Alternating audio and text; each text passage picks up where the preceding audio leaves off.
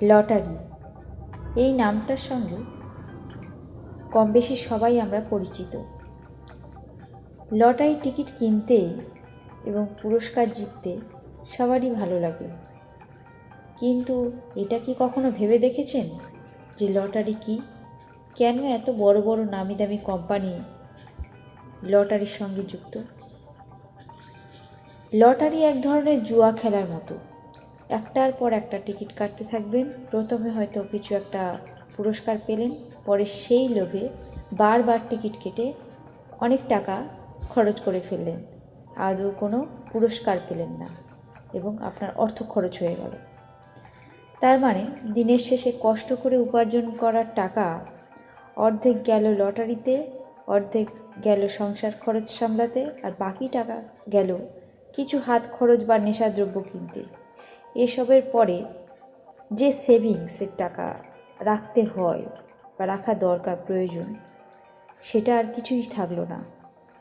উল্টে দেখা গেল আরও বেশ কিছু টাকা ধার হয়ে গেল, ঋণ হয়ে গেল, ঋণে জড়িয়ে পড়লেন, কিংবা আপনাদেরকে ঋণে জড়িয়ে দেওয়া হলো আপনাদেরই অজান্তে।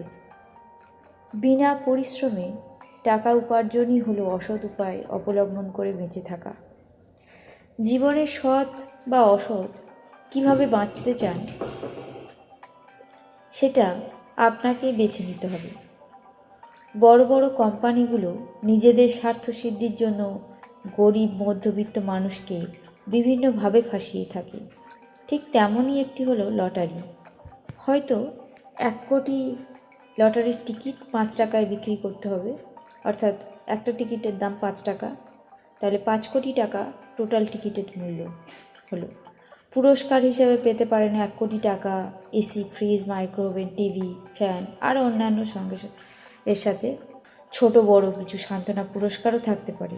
লটারি কোম্পানিগুলো এই পুরস্কারের জন্য হয়তো খুব বেশি হলে খরচ করে 10 থেকে 15 লাখ টাকা, এজেন্টদের দিয়ে থাকে 5 থেকে 10 লাখ টাকা, আর অন্যান্য খরচ হয়তো 10-15 লাখ টাকা হয়ে যেতে পারে। পরের যে বাকি টাকাটা থাকে, অর্থাৎ 5 কোটি টাকা থেকে এই যে খরচগুলো বাদ দিলে যে টাকাটা পড়ে থাকে, সেই টাকাটা সম্পূর্ণভাবে লাভবান হয় ওই টিকিট কোম্পানির মালিক, অর্থাৎ লটারির টিকিট কোম্পানির মালিকগুলোই।